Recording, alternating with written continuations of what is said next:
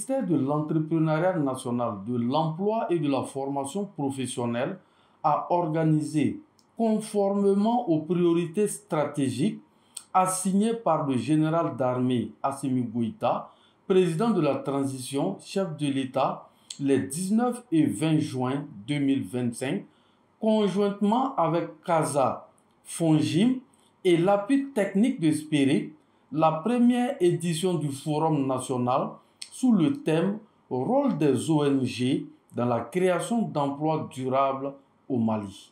Défis, opportunités et partenariats pour un développement inclusif ». Le dit forum, qui se veut annuel, est baptisé Job Cluster, Forum ONG et création d'emplois. L'événement s'est déroulé au Centre international des conférences de Bamako. C'était en présence de nombreuses personnalités, représentants d'ONG, invités et de la presse. Pour Madame le ministre de l'Emploi, de la formation professionnelle et de l'entrepreneuriat, ce forum constitue un véritable socle d'appui à la création de l'emploi. Profitant de cette louable initiative, Madame le ministre rendra un vibrant hommage à la vision éclairée des plus hautes autorités. C'est avec un immense honneur et une grande fierté que je prends la parole en ce jour solennel, à l'occasion du lancement du Forum national Job Cluster, placé sous le thème ONG et création d'emplois durables au Mali, défis, opportunités et partenariats pour un développement inclusif. Avant toute chose, je tiens à exprimer ma profonde gratitude à son Excellence, le général d'armée Assimi Goïta, président de la transition, chef de l'État, pour sa vision éclairée et son engagement constant en faveur de la refondation du Mali et de son rayonnement sur les plans national et international. Le gouvernement œuvre activement à la mise en place de réponses globales, innovantes et durables. Dans cette dynamique, les organisations non gouvernementales, de par leur proximité avec les communautés, sont des partenaires stratégiques. Les actions complémentaires à celles de l'État touchent des domaines essentiels comme la formation professionnelle, l'accompagnement entrepreneurial et la création d'emplois. Quant à Madame le maire de la commune 3, elle a établi une corrélation étroite entre le rôle des ONG et le développement communautaire. La présente tribune me permet de remercier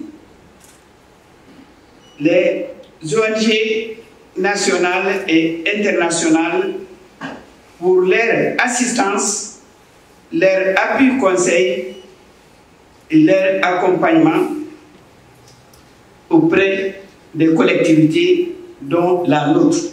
Abordant dans le même sens, Madame la directrice du forum a d'abord dressé un tableau reflétant la situation actuelle des organisations avant de rappeler les rôles multiples des ONG et leurs impacts à travers des chiffres. Rappelons que les organisations non gouvernementales ont émergé au Mali principalement à partir des années 80 en réponse aux crises humanitaires et aux besoins de développement. Après l'avènement de 91, nous assistons à un essor de ces organisations avec un environnement propice à la société civile. À partir de cette période, elles ont contribué à la mise en place de projets de développement communautaire et à la promotion des droits humains. Dans les années 2000, le secteur humanitaire s'est structuré davantage avec une diversification des organisations et une meilleure coordination entre les acteurs locaux et internationaux. La crise sécuritaire de 2012 a marqué un tournant, entraînant une augmentation des interventions humanitaires et une restructuration des organisations présentes sur le territoire. En plus de cette restructuration, les organisations ont dû s'adapter à la diminution des financements, afin de s'adapter et continuer à jouer leur rôle dans le développement du Mali, en travaillant aux côtés des institutions nationales pour répondre aux besoins des populations. et ce, en dépit des baisses de financement. Elles sont impliquées dans les initiatives de gouvernance, de renforcement des capacités locales et de soutien aux communautés affectées par les diverses crises. Pour 2024, pour environ 65 des organisations, ils ont à peu près 3 998 employés qui sont actifs, dont 90% sont des staffs nationaux. 4 242 jeunes ont pu bénéficier de formations en insertion socio-professionnelle. 3 242 ont pu bénéficier de formations dans le domaine de l'enseignement.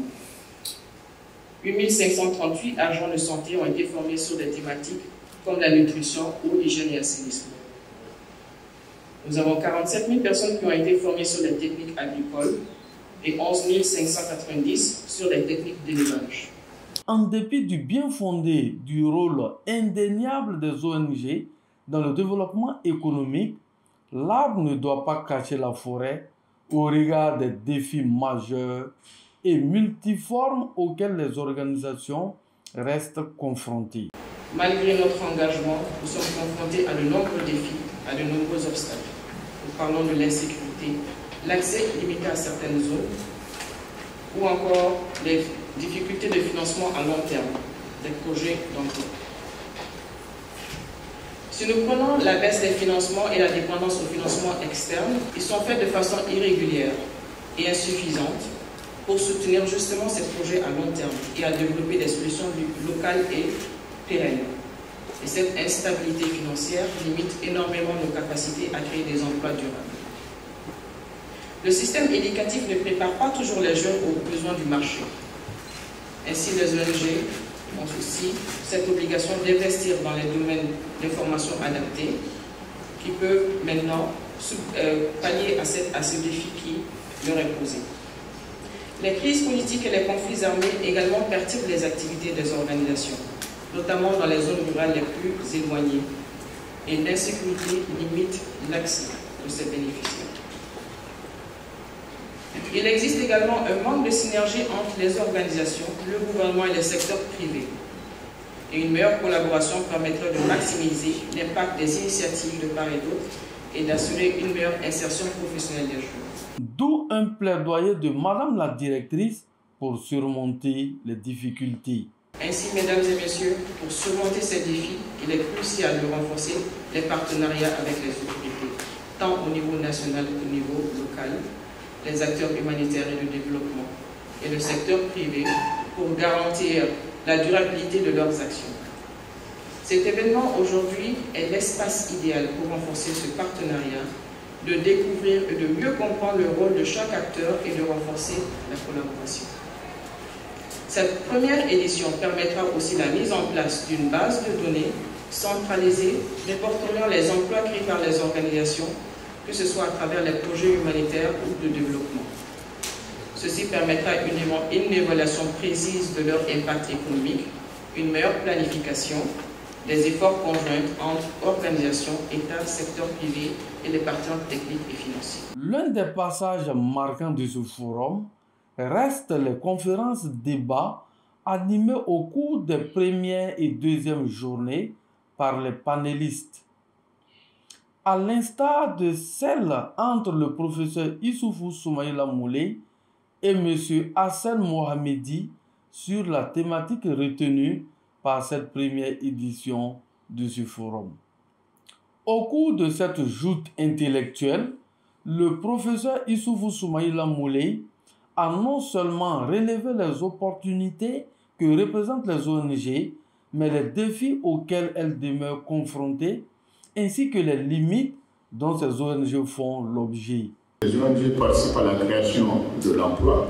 C'est une certaine expansion de l'individu, n'est-ce pas, par rapport à un certain épanouissement. Maintenant, il y a d'autres approches beaucoup plus pragmatiques, comme les ONG comme employeurs directs et indirects. Mais il y a des critiques. Les critiques, c'est surtout des critiques de dépendance et de précarité. Voilà. Parce que l'emploi qui est créé par les ONG, souvent, on le verra, souvent ces ONG aussi sont dépendants d'un certain nombre de financements, qui est un financement exogène, okay? Et qui, à un moment donné, il suffit juste d'un choc extérieur pour que l'emploi devienne un emploi précaire. Donc la dimension genre et inclusion aussi a été abordée, notamment avec la création d'emplois pour les groupes marginalisés. Et parmi ces groupes marginalisés, il s'agit surtout des femmes, des jeunes et surtout des personnes handicapées. Dans son intervention, M. Hassan Mohamedi a énuméré un certain nombre de défis relatifs aux procédures administratives dans la collaboration ONG, pouvoir public, à la sécurité, enfin aux défis socio-économiques. Les défis opérationnels, le professeur l'a cité, Fanta, à l'ouverture de la conférence l'a cité, c'est la question d'accès. Des difficultés pour nous d'avoir accès dans certaines zones liées aux questions de sécurité, parfois aux questions climatiques aussi, avec la question du changement climatique. On a eu beaucoup d'inondations l'année dernière, où voilà, il y a eu pas mal de populations qui se sont retrouvées en difficulté, isolées, avec pour nous de grands défis pour avoir accès et subvenir et soutenir ces populations-là. Et le dernier défi, on va dire, c'est les défis socio-économiques qui existent ici au Mali, la forte pression démographique, le chômage massif et également la disparité de genre persistante. On fait de notre mieux, comme vous pouvez le voir dans les offres de recrutement qui sont diffusées par nos membres, et on les relaie beaucoup sur le site du FONGIP. On insiste beaucoup pour avoir des candidatures féminines. Donc on le mentionne souvent. Voilà, les candidatures féminines sont fortement encouragées. Voilà, c'est un peu difficile pour certaines zones, voilà, où il y a beaucoup d'insécurité, des conditions de vie parfois extrêmement difficiles pour les staffs qui sont déployés dans certaines zones, donc qui ne sont pas forcément adaptés pour nos collègues femmes. Mais voilà, on essaie d'améliorer, de répondre au mieux à ces défis-là et d'avoir un staff de plus en plus féminin. Par ailleurs, M. Hassan Mohamedi a établi un paradoxe entre l'accessibilité des emplois et la qualité de l'éducation. La base pour que les Maliens puissent avoir accès à ces emplois de qualité, j'espère au sein de nos ONG membres, c'est la question de l'éducation. La question de l'accès à l'éducation de qualité pour les Maliennes et les Maliens, pour les enfants, voilà, qu'ils puissent avoir une éducation de qualité tout au long de leur parcours éducatif. Et ça, c'est vraiment un point essentiel. Pour pallier à cette réalité handicapante dans la quête de l'emploi, le conférencier a émis des recommandations. La question d'avoir une éducation de base solide, équitable, accessible à tous, et de former une génération de professionnels compétents et engagés, capables de répondre aux besoins du marché du travail et notamment aux besoins des ONG internationales. Rappelons que la fin de ces 2 jours de forum a été sanctionnée par des discours de clôture ponctués par des recommandations fortes de part et d'autre. Au cours de ces 2 jours de forum, organisateurs, participants et invités ont livré leurs impressions quant aux objectifs, au choix de la thématique et à la qualité de l'organisation. Ce forum intervient dans un contexte où nous avons besoin de renforcer le travail que nous sommes en train de faire, de le faire reconnaître aussi, comme la thématique l'indique, ONG et création d'emplois. Si nous regardons depuis les années 80, les ONG sont au Mali. On va commencer par les ONG nationales, ensuite il y aura l'arrivée des ONG internationales. Et depuis ces années-là, ils sont en train de travailler, donner des emplois à des jeunes, à des personnes, et également renforcer la formation et dans les années récentes, beaucoup plus dans le cadre de l'entrepreneuriat. Donc ça arrive vraiment dans un contexte de ce besoin de faire le bilan de ce qui a été fait, de voir les défis auxquels nous avons été confrontés jusqu'à la date d'aujourd'hui et comment nous projeter dans l'avenir pour avoir plus d'impact. La thématique retenue correspond à cette première édition et comme on le dit, avant de projeter, de faire quoi que ce soit, il faut faire le bilan d'abord de ce que nous avons fait, ce que nous sommes en train de faire. D'où le choix de cette thématique, pour voir les défis, ce qui a été réalisé, quel est le type de partenariat qui existe et comment renforcer ce partenariat-là. Alors, l'objectif spécifique, nous en avons quelques-uns, je vais en citer. D'abord, c'est partager l'information sur les actions, les activités des organisations en termes de création d'emplois, de la promotion de l'entrepreneuriat, également de renforcer la synergie entre les structures étatiques, le secteur privé et les organisations également avec les partenaires techniques et financiers, et également nous permet d'avoir une base de données sur tout ce qui est la création d'emplois au Mali de la part des organisations. Cet événement est un événement inédit, un forum, le forum ONG et création d'emplois, Job Cluster. L'idée de ce forum est venue en réalité de la case des associations qui a apporté l'idée de trouver un cadre d'échange entre les ONG et l'État en matière de création d'emplois. Et tout de suite, notre ministre de l'entrepreneuriat national, de l'emploi et de la formation professionnelle, Mme Oumou Salsek, de la case des associations, qui a apporté l'idée de trouver un cadre d'échange entre les ONG et l'État en matière de création d'emplois. Et tout de suite, notre ministre de l'entrepreneuriat national, de l'emploi et de la formation professionnelle, Mme Oumou Salsek, a vu l'originalité de cette idée et essayé de l'améliorer en instituant un forum annuel qui va réunir les ONG et l'État autour de la création d'emplois durables au Mali. Et par ailleurs, selon elle, l'idée de ce forum rentre également dans, revenir à votre question, c'est vraiment d'avoir la cartographie de ces ONG, de comprendre également quels sont les différents types de formations professionnelles que ces ONG réalisent, dans quel domaine et combien d'emplois directs ces ONG ont créés et combien d'emplois indirects également ces ONG créent.